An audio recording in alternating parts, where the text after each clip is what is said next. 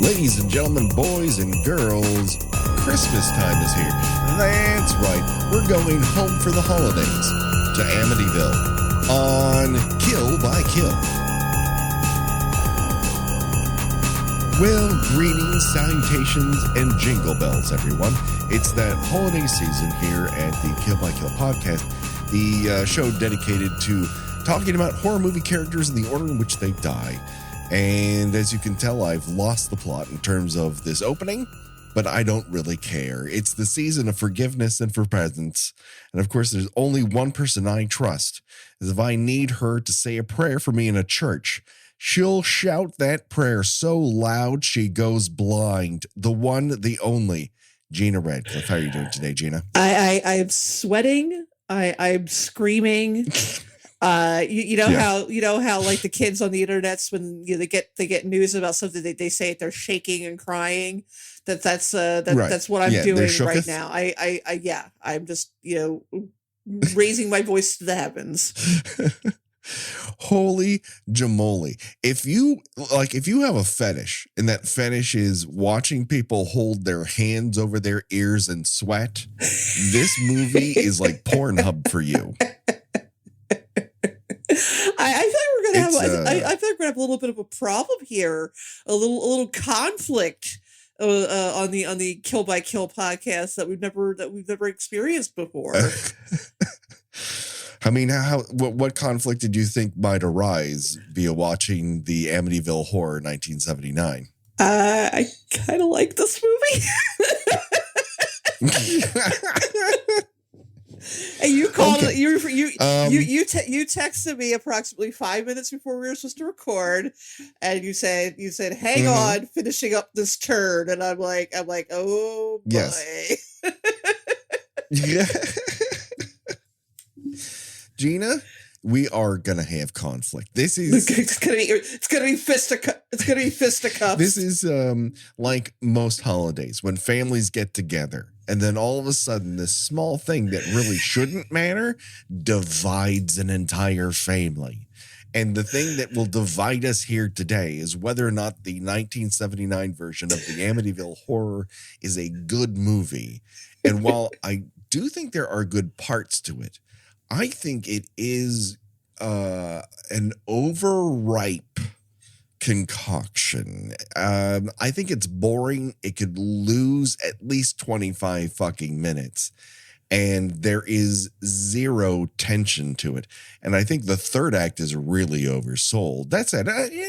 It's not that it has never affected me. As I've said on the podcast before, the sequence in which the windowsill slams on that kid's hand traumatized me. Well, I really came to look at it from a different light after reading Stephen King's Danse Macabre, in which which he basically brings up the idea that the real terror in Amityville Horror is not of ghosts or whatever it is that supposedly compelled the young man to murder the family in the house before the Lutzes moved in. Mm-hmm. It's being financially in way over your fucking head. And yes, I mean, you kind of had to understand it to really understand it. If you get what I'm saying, like the whole thing is the minute these people walk into the house, they're like, we made a huge mistake. And it's not even just because it's not even because the house is allegedly haunted. It's we have spent every dime to our name for this house, and we have nothing left. Yes. And that I don't disagree with. I think that there are two really interesting facets to this motion picture. Well, maybe even three. But let's start with this one, because I think what King brings up in Danse Macabre, a book that we've mentioned many times on the show and I think is worth people reading, but in particular to the Amityville Horror, his sell that this is, at its core, a capitalist nightmare. And the core scene to that sort of proposal is when the brothers' $1,500 of cash goes disappearing, just disappears into thin air. the day before his wedding. And the movie is essentially stating that the house is fucking with them and just taking cash out of their pocket. It is just causing havoc for the sake of havoc. It is a literal money pit that is sucking them dry, to the point in which Kathy looks at herself in the mirror and goes, "I'm old." And that is supposed to be spookifying. Again, intellectually, I think it is super interesting. As the film tells it, I'm unconvinced. What I was going to say is I think it's a really good concept, but the execution is lacking. I mean, the problem is, as you say, it's a little flabby in places. And honestly, when the 2005 remake, tries to punch things up a bit with, CGI, and then, in addition to like this Indian burial ground nonsense, now there's also this whole other, person is like catch him and kill him. And actually that did not make it any more interesting.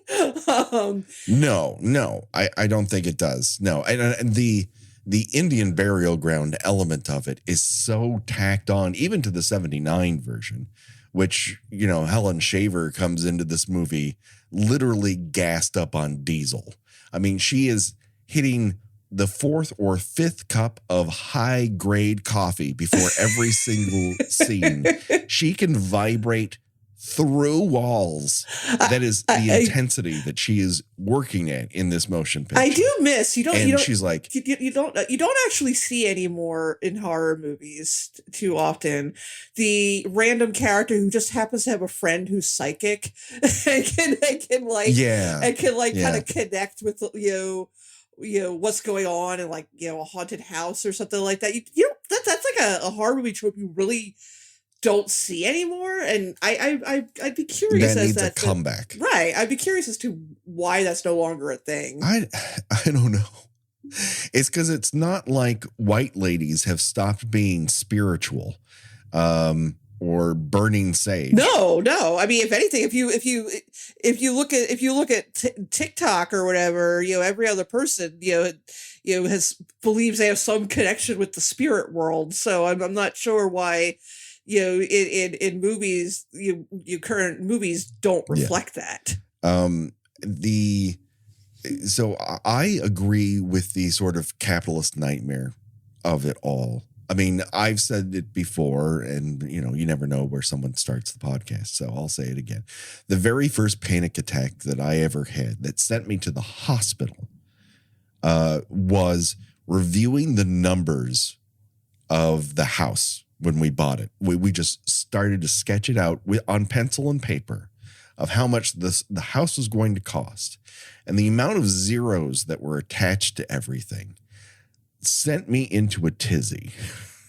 Literally, I thought I was going to die. And I intellectually knew I wasn't having a heart attack, but you would be hard pressed to tell my body that. It was rather convinced.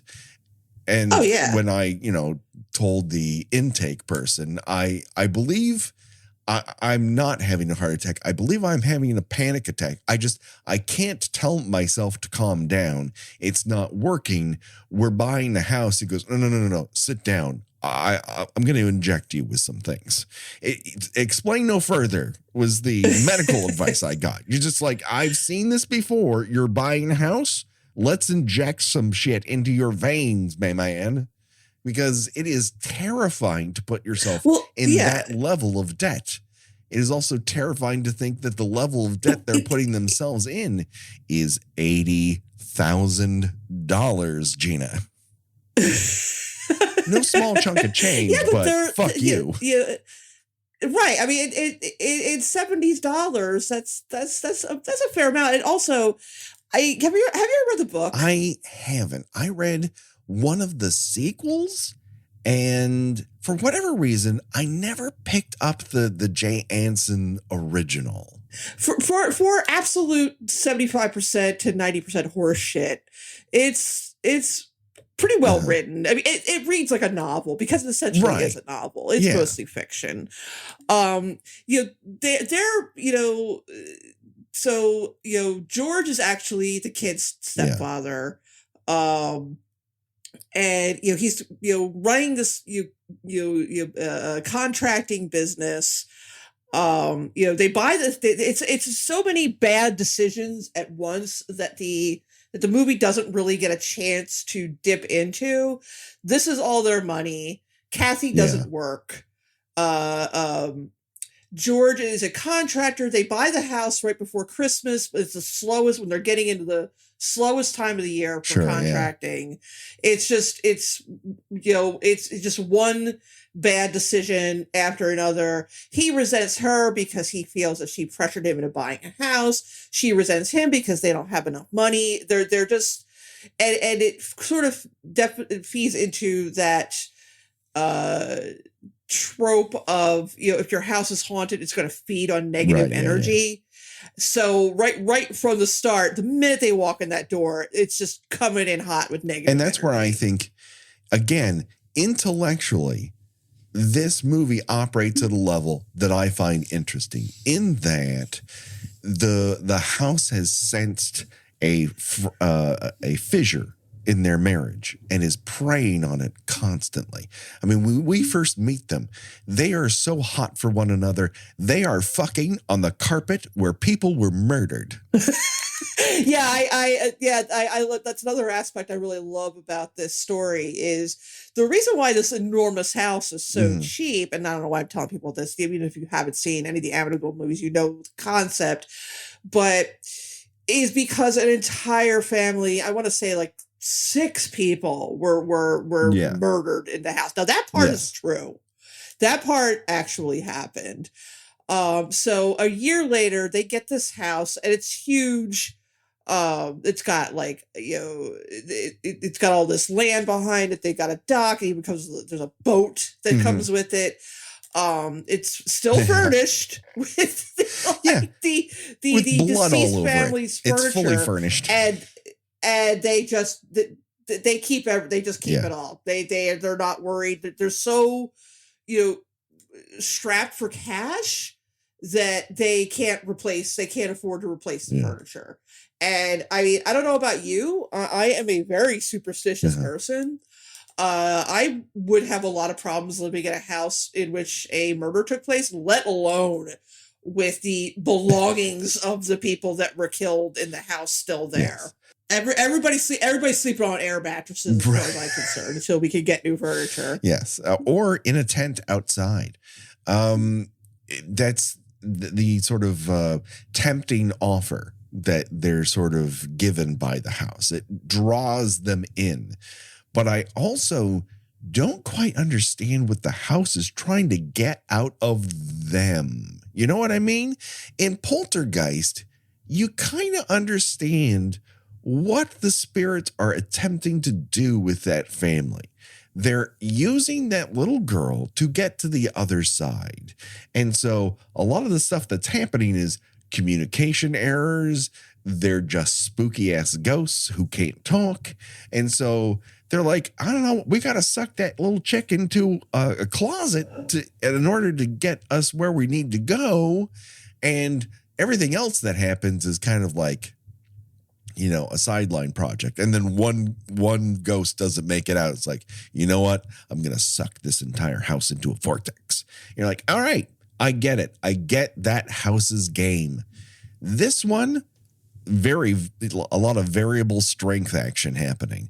It's like, hey, I can make this priest get into a car accident and get blinded in a church miles away. But also, I'm kind of a spooky pig. Like, choose a fucking lane, house. Well, again, if you all the like sort of lore behind it, I think that people kind of just added it as their, and then it sort of was accepted as, oh, okay, that's what's going on here. Where like there's supposed to be a ghost child in it, and again, to go back to, it's supposedly buried not just on a indigenous burial ground, but a burial ground for people who were sick or mentally ill that were abandoned by their tribes. Now, people have researched if such a thing existed in the Amityville area at any point. Right. Not. Sure. No, of course not. There is no record of any any of the grounds or land in that part of New York State being used for that purpose. So I mean, it's the people who live in Amityville, got real tired of hearing about, the Amityville Horror probably about 2 weeks after it came out. To the point where they actually completely changed the facade of the house. They had already changed it by the time the movie came out, because the exterior shots were filmed in Toms River, New Jersey. I know this because I demanded that my aunt who lived in Toms River at the time drive me past the house so I could see it. They later changed the entire house number because people would drive by the house and say, well, there it is. And it began to create a problem for people who just wanted to live quietly on Ocean Avenue. So they changed the house number. I mean, this is one of the few times we ever see the house actually in America, because the two movies we have covered were both filmed in Mexico. They had to leave the country to make these movies after this. I think generally they're all filmed in Bulgaria, which used to be the horror movie filming location of choice. You can do anything there. Their main interior product is fake blood, apparently. I might remind our audience, or maybe they don't know, that the Amityville Horror was not merely a success. It was the second highest grossing motion picture of all of 1979. It was a fucking phenomenon. Okay, Alien did not make as much money as the Amityville Horror did. So that's how huge this fucking movie is. And again, intellectually, I get it. But the movie itself is a tad high-strung, Gina. Yeah, I it tried to weigh the good points and the bad points. For me, a good point is the nun who starts backing out of the driveway and stops like, yeah! She's just a great on-screen vomiter. Oh yeah, I love it. No. Like, it's a scene primarily meant as Mad Magazine bait. They just like, as soon as the writers and cartoonists at Mad Magazine saw that, they're like, oh, you're just doing our job for us, baby. Yeah. But yeah, I mean, the one thing that everybody can remember, whether you've watched Amityville Horror once or 100 times, is it is a real competition for who is the biggest ham between James Brolin, Jimmy B, and one Rod Steiger. Roddy Steiger. Who can overact without speaking. He can overact without speaking. It's remarkable. It's like his blood is boiling within his skin. He's just shaking. He's like turning into that one scene in the church. He's like turning into a werewolf, basically. Like, he is literally like howling at the moon by the end of that scene. He goes so crazy. His character goes blind. That is, and does his kind of boyfriend there not see the statues bursting inside the church? He's so like, what is this? Well, I think he's I always got the impression he was hallucinating that the devil's kind of messing with him. Like, it's in the book, it's more that he just gives him a skin rash, which is kind of funny. That seems more the speed of what, I'm not going to say it's reality because all of this is bullshit, but it gets the devil gives him a skin rash and then gives him some car trouble. No, you get some hellish eczema. That makes a lot more sense. But then you've got this. Let's not overlook this first scene when he goes to the house to bless the house, and he gets caught in this I guess it's supposed to be a sewing room or something. Who knows? There's a lot of fucking rooms in this house. The room that's filled with flies. If you were walking around with a shotgun, you'd have a hard time finding so many people to kill. Yeah, that's another thing. It's like when you feel for this family, but at the same time, it's like, okay, you don't need this much fucking house. It is like you two and three kids.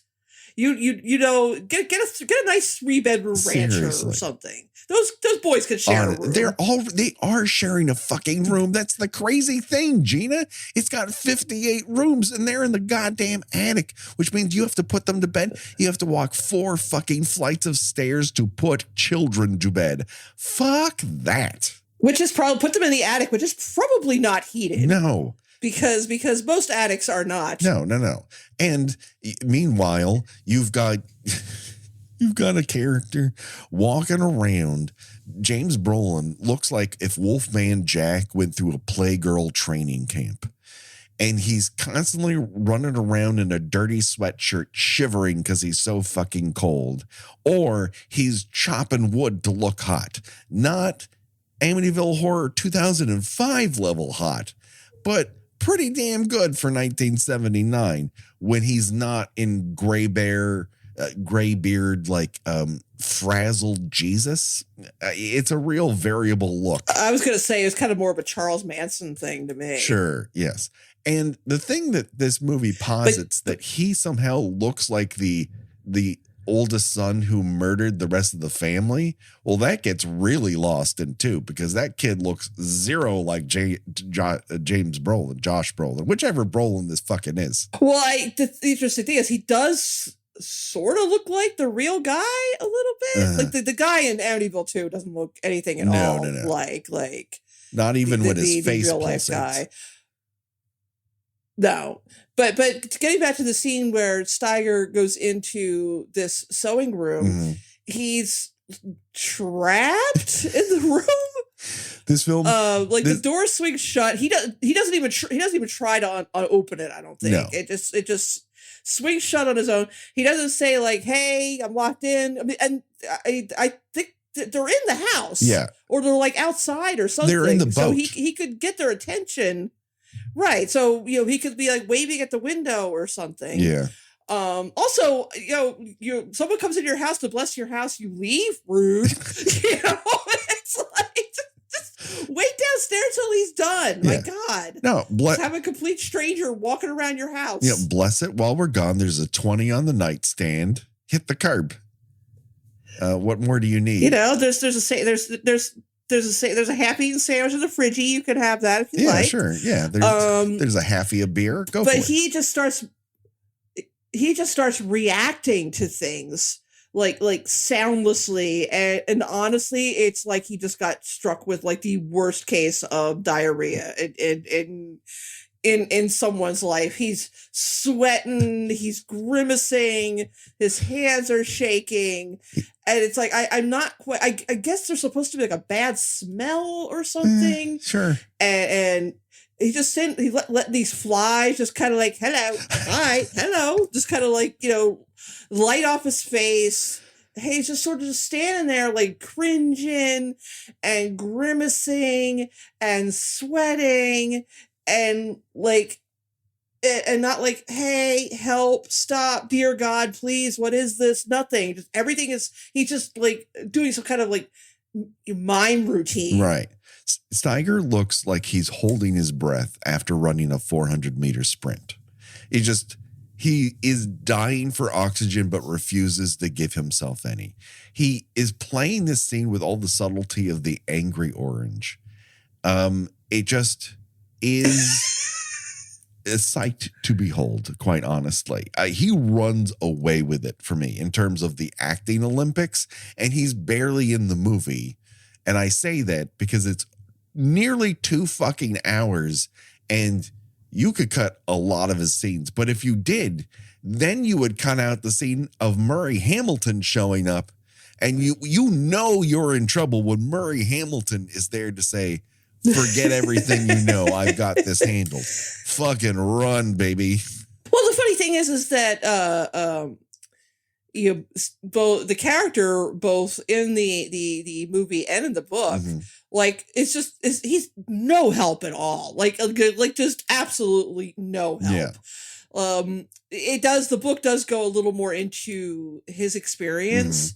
Because again, as you say, they kind of play a little fast and loose with, what exactly is going on in this house. Because if you're going to be a traditionalist, a haunted house, everything that's in the house stays in the house. It doesn't follow you from place to place. Yeah. That's a poltergeist. You're right. Yeah. And then of course in later movies, all 450 of them, it's not just that the house is haunted, but things that were in the house, if you take them away, they take a little piece of the evil with them. Yeah. And so you have a haunted clock, a haunted dollhouse. Later you have a haunted vibrator for the adults in the audience. All of it has just a little, as you like to say, a little skosh of evil. But here it's like everybody that comes into the house is affected by this. Yeah. It takes some evil with them, like some leftover turkey at Thanksgiving. So you have this priest who goes to the house to bless it. He has this experience.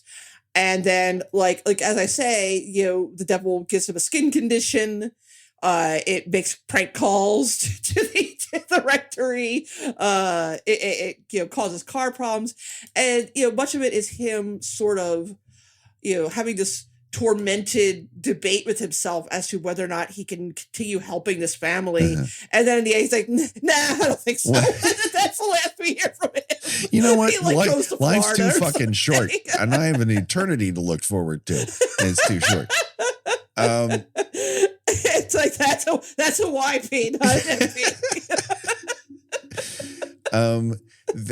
That is the thing that I think is so. If you're expecting some like Father Karras heroics in this, right? You're going to be disappointed. No, that's what I think the third salient point of this movie is, and it is a counterpoint to The Exorcist, in that film the church is all powerful to do something. Now it's not without effort. You got to put in the time. You might have to throw yourself out a window, but the church can do something for you.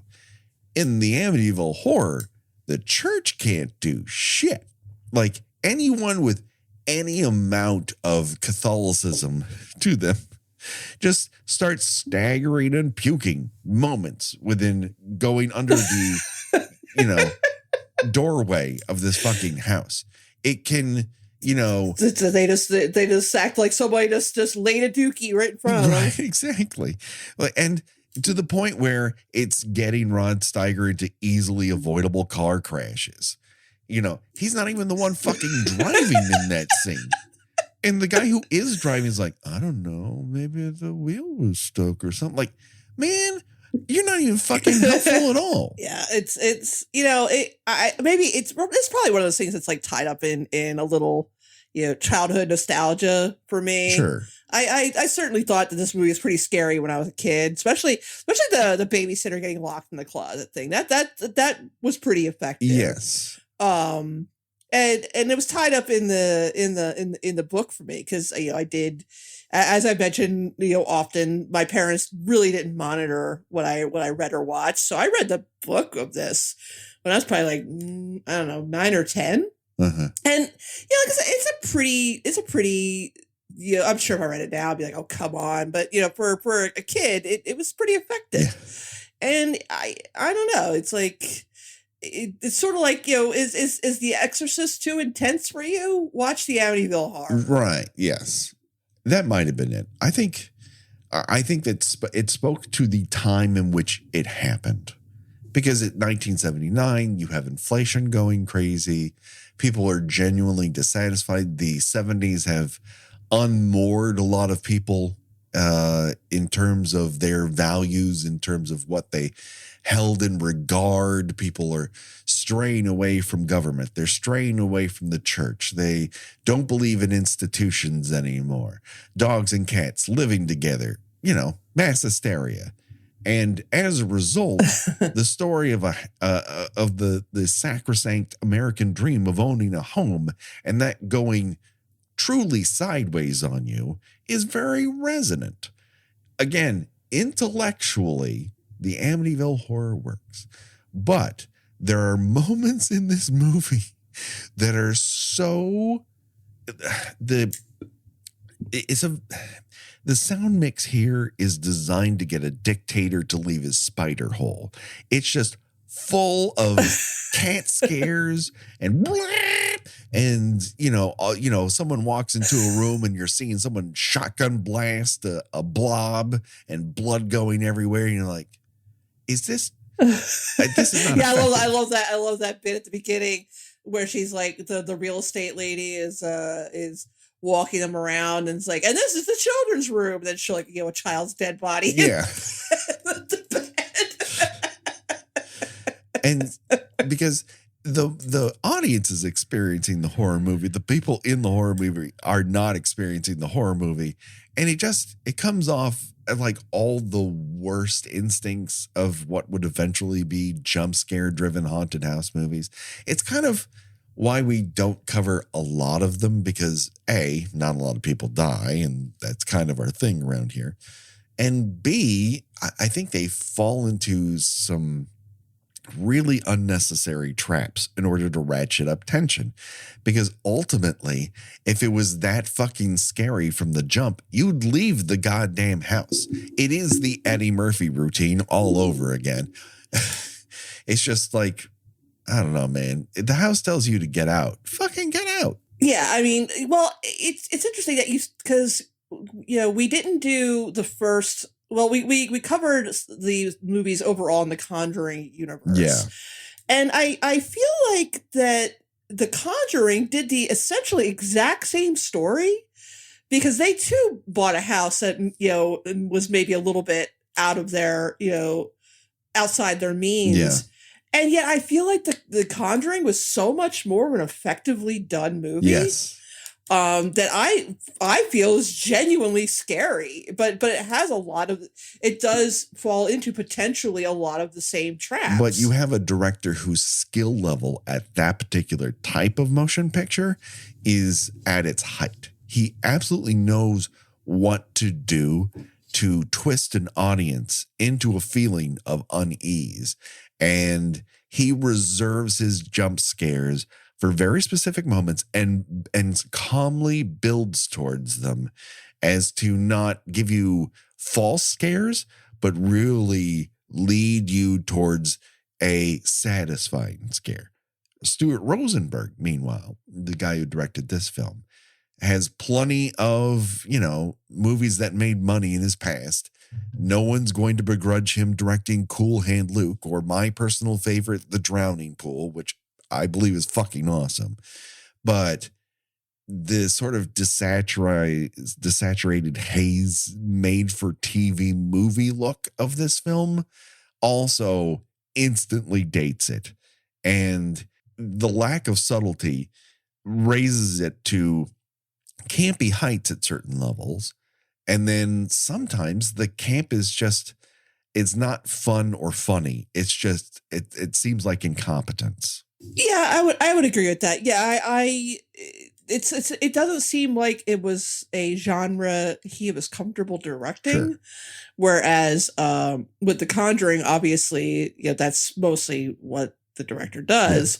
Yeah.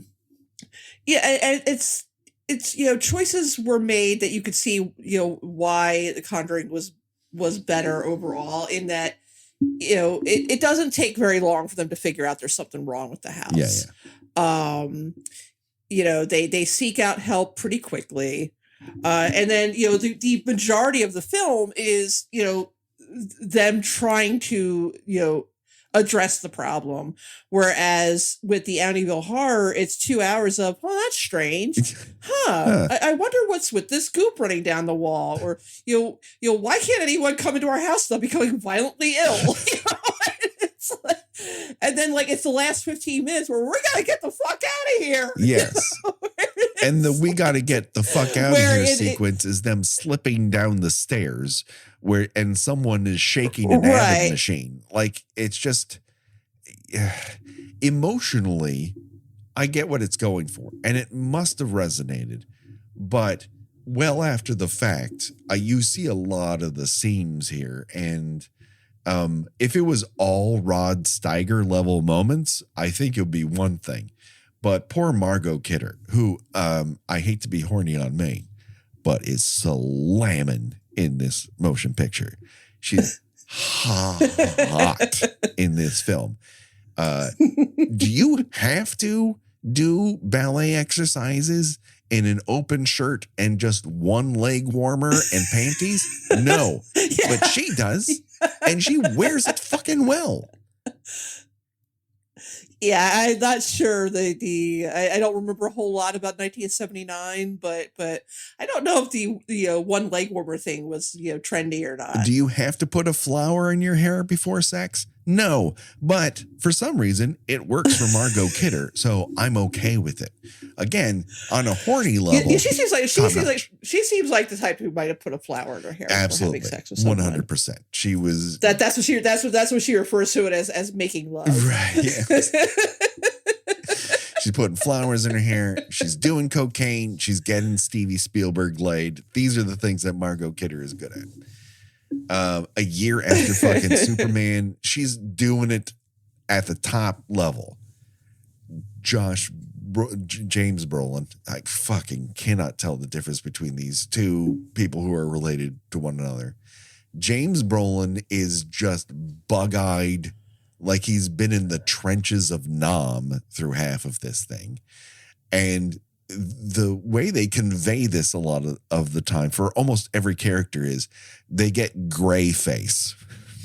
They just, parts of their face go gray. He turns gray, I guess he stops trimming his beard and he gets this sort of bad scientist hair where it just like he's inventing a time machine. It looks like he stuck his finger in an electrical socket.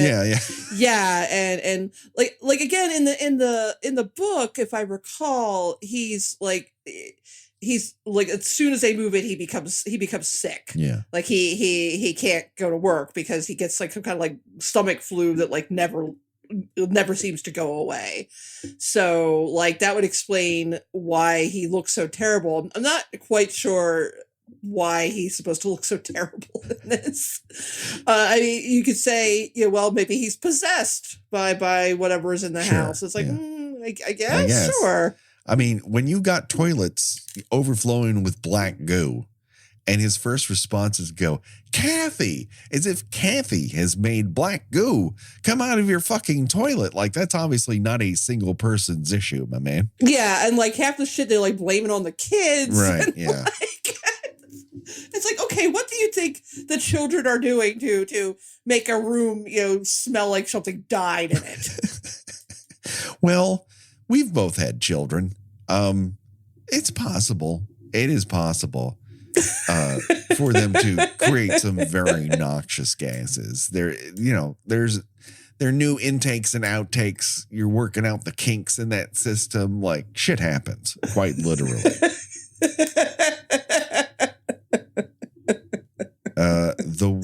But yeah, they don't. It takes about halfway through the movie before anybody starts expressing any genuine concern about what might be going on in the house. Yes.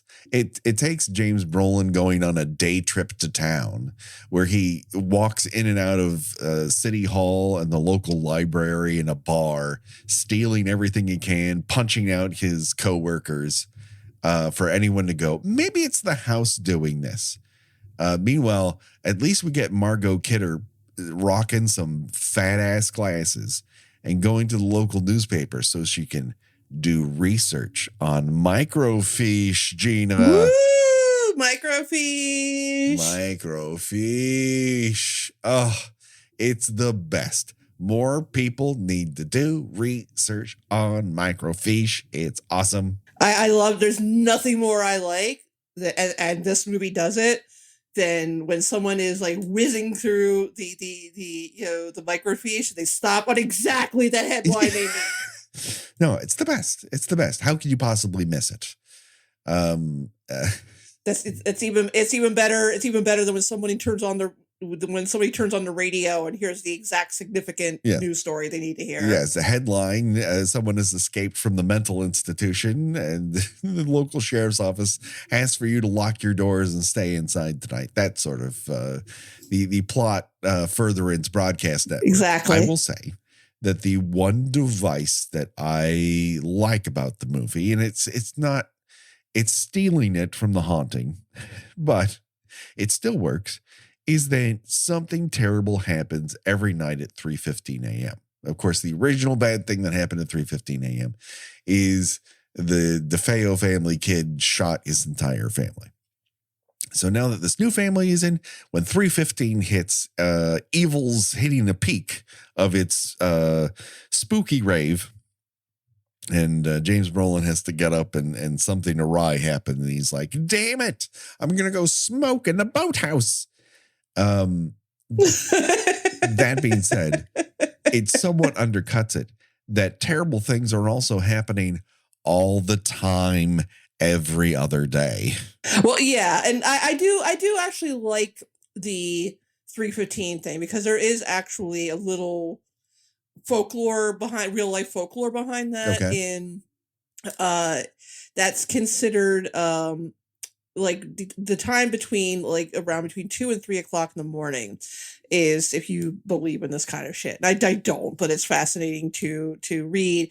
It's supposed to be when the veil between the living and the dead is at its thinnest. Okay. And when you're most likely to hear from, spirits or whatever.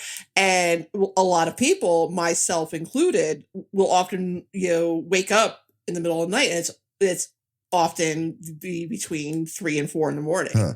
I mean, most of the time we go back to sleep. Sure. But it does happen. And it's,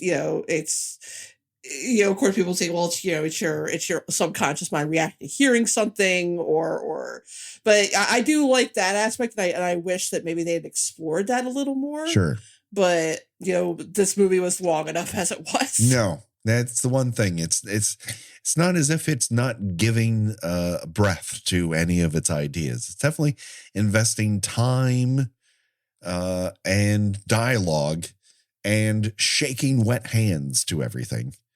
Again, going back to Helen Shaver, who, oh my God, what a performance she delivers. I think she's the one who comes closest to Rod Steiger's level of intensity, because she is going ham, both in fear from the house, and then later on, like, you know what? I've got to give into this. I got to see what's doing in that basement. And then just starts opening up a fucking wall all by herself. Yeah. And then this, I feel like the scene in Barbarian, where he's Justin Long is going around measuring the extra space he has found in his home that he didn't know was there. I feel like it's kind of an homage to this, there's this mysterious room hidden in here that we didn't know about. And, again, nobody is really, they're mildly perplexed. Yeah. that this room is that does not show up on the blueprints of the house, which to be like, okay, we're bricking that up now. Yeah, exactly. Because that's probably something evil. And it doesn't help that it's like, it's the least interesting version of that Hellwell, as opposed to like in 2, it's just full of demonic shit. And then in 3, it's a hot tub demon and who blows somebody's face off. Like, you're really stepping some shit up here. And in this one, they open up that wall and And James Brolin looks inside and he sees a wavy version of himself, like it's an episode of Fantasy Island. Here is your future. Oh boy, oh boy, oh boy. What else haven't we talked about? I don't know. When I came up with this idea, we're going to talk about an Amityville movie every Christmas. This seems like a good tradition for us. I kind of assumed we would talk about one of the wackier ones, but when you suggested this one, I'm like, you know what? It's right. We should go to the beginning because it is the first of the Orig Trig that we haven't discussed, and we should treat it seriously. And I bought it on Blu-ray. Let's talk about this movie.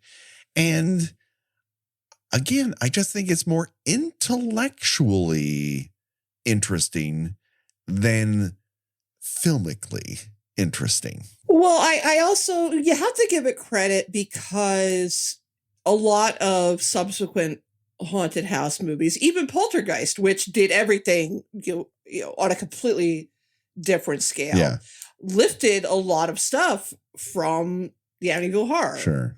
I think it may be one of the first haunted house movies that shows like a family pet reacting to something before anybody else, any human realizes there's something going on, that's like a number one trope in haunted house movies. You got the dog barking at nothing. You got the cat hissing, which, of course in The Conjuring, they upped the ante on that by just killing the fucking dog immediately. Yeah.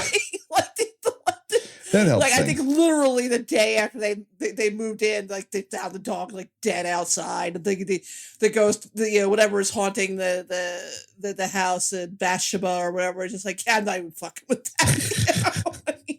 But you've got the whole, people, who are like sensitive to spirits. As soon as they come into the house, they're like, oh, there's bad energy here. And, it's a combination of that and the haunting. Right. And every subsequent haunted house movie has lifted from one or the other or both. Sure. It should be noted that George, a guy who is in serious monetary trouble, has both a boat and a fucking motorcycle. Pick a vice, my guy. Like when we started this podcast, I'm like, well, I'm not going to start having a different sideline hobby. This is going to be the hobby. This is it. I can't also like start sailing. You got to pick one. Yeah, I have a family. I have a wife. I have a dog. I have a child. These things take priority. You got to choose one. And he's like, I'm a boat guy and a motorcycle guy. You don't know. No. Choose one. Well, keep in mind that's, that could be, an attempt at, creating some sense of discord, because remember that he is not the children's father. True. He's their stepfather. Yeah. And I don't recall if in the movie they mentioned this. They are actually not married very long before all this goes down. I recall in the book, it's maybe a year or so. So, the kids. She says to the real estate person, we just got married. So, yeah. So, I think that he came into, suddenly playing daddy with the boat and the motorcycle. Sure. and all that. So, the fact that his first thought upon, not being able to work is, well, maybe I should sell one of these things. Yeah. I mean, again, that tells you a lot about the character and his motivations. But yeah. I do love that scene in the kitchen in which Kathy is constantly getting phone calls that don't connect, and then a summer breeze makes me feel fine goes through the room. Yeah, you can tell that Kathy's next Catholic because like she smells like roses or something, and that means like the Blessed Mother is there with her. I always heard that as a kid. If you smell roses. That's the one thing about the Blessed Mother is very rosy. Yeah, just rose. Yeah, yeah. She likes that. She likes that rosewater perfume, just like Grandma. Oh yeah. I just have to say, as far as a movie ghost goes, Jody is not scary. It's just not. He's just a little piggy. He's just a guy. He's a little pig. He's just a guy with some glowing eyes, but it's not neither in the pig form nor the glowing, these batteries aren't working quite right light bulb eyes. Neither version is particularly spookifying. Was this R or PG when it came out? I want to say it's PG, but it could be R. Yeah, because it feels restrained. Like it's, you know, I'm always a fan of, you know, if you want to make your movie scary, make it scary. Yeah. And you know, there are people who can do an effective PG or PG-13 horror movie. Again, Poltergeist. Yeah. But it sort of feels like Rosenberg was unaware or uninterested in finding out how far he could go with making things scary. So rather, you have a lot of, you know, reacting to things, but not showing the audience what people are reacting to. Like again, you really have no idea what Rod Steiger is, you know, going through. You just know that he's going through it. Like he kind of does this like, ew, stinky kind of waves his nose at one point, but like that's it. So it's like, okay, is he completely overwhelmed by this stench that's you know come into the room, or you know, is something like touching him, or can he see something that the audience can't see? Because, you know, I mean, I take the New York City subway almost every day. Sure. I have smelt some smelly smells that smell smelly. Yeah. And you know, but I'm not like grimacing and sweating and like doubling over like, you know, I just had a bad taco. So I you know, what's supposed to be happening to him, and why is it supposed to be scary? You're not having the right damn enchiladas. A, B, it was rated R in the United States upon release. Really? Yes, it was rated X in the United Kingdom. So get the hell out of here. For what? It appeared, A, nudity, although that's not necessarily, it would normally have happened in a PG rated film of the time, but you're getting close to that 80 sort of tipping point. Violence and gore. There is some blood and shooting, even though you're not seeing the kids full on. They are shooting bloody holes in children in the first 5 minutes of the movie. Okay. And profanity. Fine. So this is, I don't know. I just feel like, you know, he kind of wasted an R rating on stuff like that when you know, he could have just, you know, gone harder on the actual scary stuff. I agree. I don't think it's particularly directed well. I think it's one of those movies that's more interesting to talk about than it is to watch.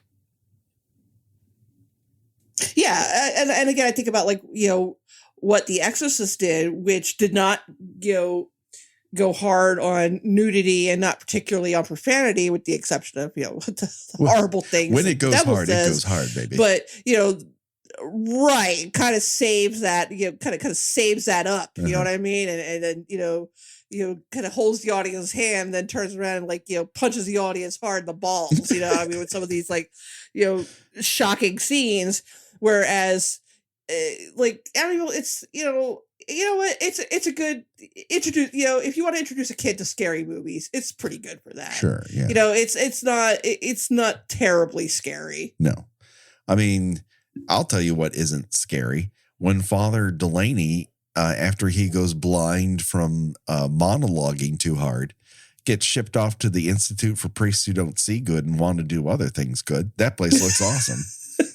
You just have lunch out by the river. That looks great. Yeah, he's just. It cracks me up again. And like I said, this is pretty much how it plays out in the book too. He's absolutely useless as a character.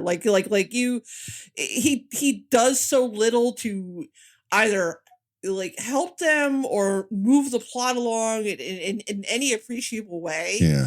That you could cut him out entirely, and it would not. It would not affect the movie. Like, there's been other people in the house who had the same upsetting experience. You've got this nun who I think Kathy said it was her aunt or something.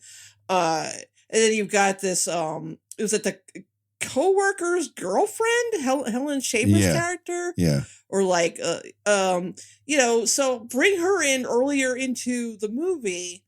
And just, have her have this weird experience. And then, then she could go through all, the histrionics that Rod Steiger's character goes through. But like his character just does nothing.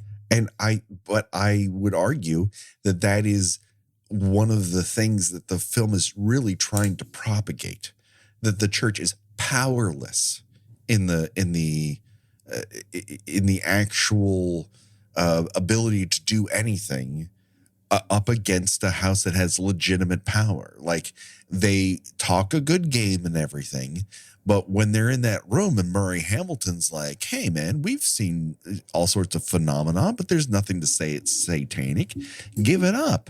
And Rod Steiger's like, oh, we're just going to ship people around again and keep it quiet. And you're like, ooh, hey, we just touched on something that's interesting. But the movie doesn't want to investigate it any more than that. And it kind of puts that in the background once again and has toilets overflow. It's just, Well, that's the real horror. Truly. I mean, you ever have a toilet back up? That's horrible. And no, it's not fun. That's the devil's work right there. Truly. I can't see any scene in which a wall bleeds and not think of the Ghostbusters scene in which the guy in the mayor's office goes, the walls of the 86th precinct were bleeding. How do you explain that? The way he says bleeding, I could write an essay about that. I could talk about it for 15 minutes, I think. Bleeding. I don't know who that gentleman is, but I want to investigate it now that I've become obsessed with it while on air. Uh-oh, now we've done it. Anything else that we need to talk about when it comes to... like I said, we didn't, a violent argument did not break. No, honestly, I don't think we're that far apart. Yeah, it's, a lot of it is tied up in nostalgia for me, because I did watch this movie as a kid. Sure. And, I as I said, my aunt kind of casually mentioned, it's like, oh, the house they did the outside of the Amityville Horrors, right near where I live. It's like, it is? Take me there right now. And she did. It's, I respect it for how many subsequent movies it influenced. Sure. And, certainly, when you go into, by the time you get to the second movie, you'd be like, oh, okay, this is the tasteful one. Right. Whereas, the rest of them are just completely batshit. Right. Some in a highly entertaining way, and most of them in a, about 45 minutes of this, I'm good. The real story behind it is pretty interesting. Yeah. It also brings in, to bring it back to The Conjuring again, it brings in our pals Ed and Lorraine Warren, sure, who were instrumental in bringing the story to light. This is the real Ed and Lorraine Warren, the con artist Ed and Lorraine Warren, not the attractive couple of the Conjuring series, not the sex on legs which is interesting that exists in the movie universe. Yeah. Right, but in the first Conjuring movie, it does end with them, being called about a house in Long Island, and it's like, oh, here we go.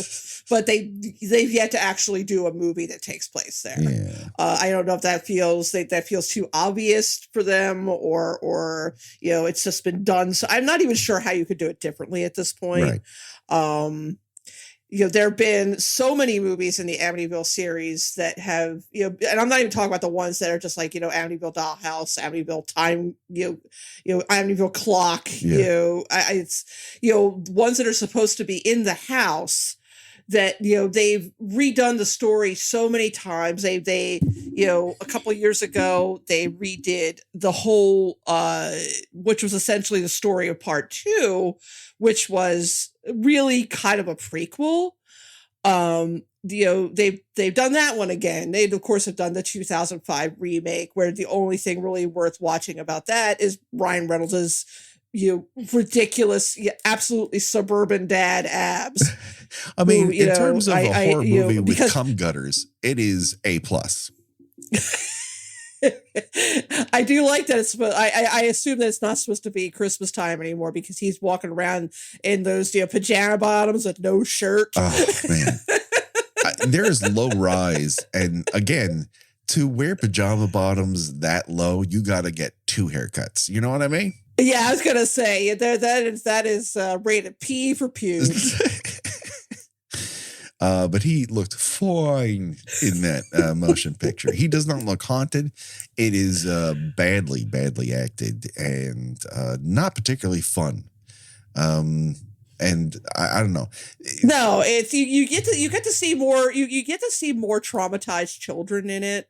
Like this one, they do show some of the ghosts. Yeah, and they're kind of going for that whole like 13 Ghosts, the milky eyed, decimated side of the head kind of thing. Sure, and it's like, I guess. Okay. Yeah, I see it. I respect it. I get it. Maybe it's just not for me. Will we return to Amityville for Christmas next year, do you think? I mean, there's so many, and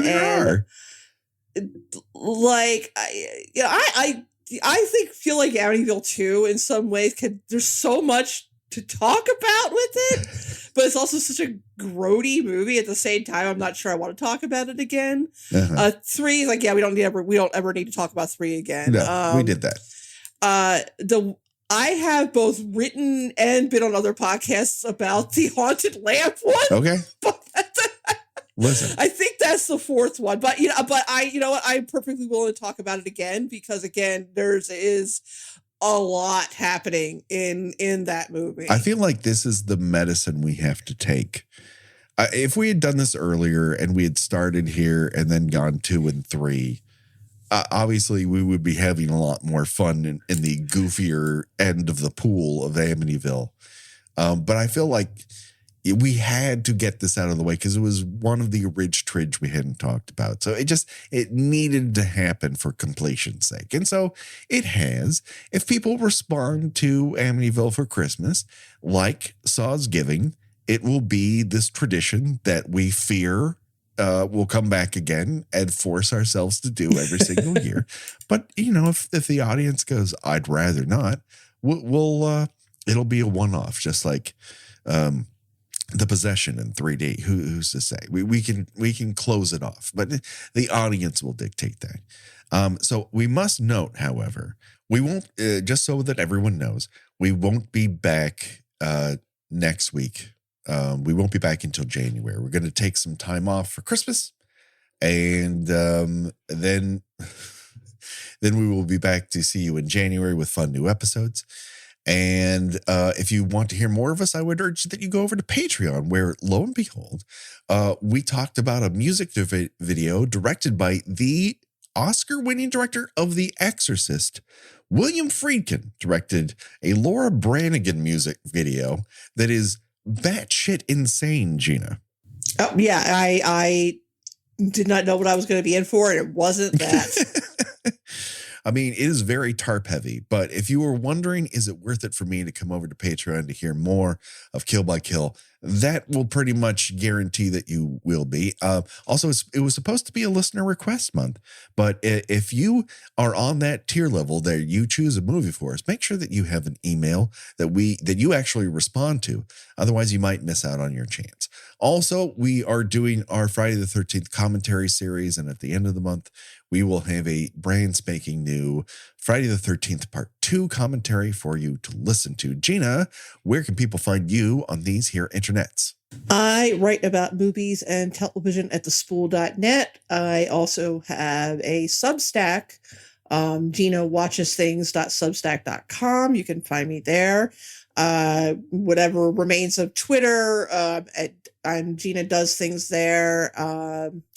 And I am also under Instagram under the same name. Excellent. Do it today, people. Check it out. You can find us all over the interwebs, but most importantly, maybe at Patreon as Twitter comes crashing down around us. Join us over on Facebook if you still got one of those. We've got a fun group happening there. Instagram as well. But that just about does it. Don't worry, folks. The body count will continue in 2023. For myself and for Gina, thank you for being with us this year. We appreciate you all, and we'll see you next time. Bye-bye, everybody. Happy holidays!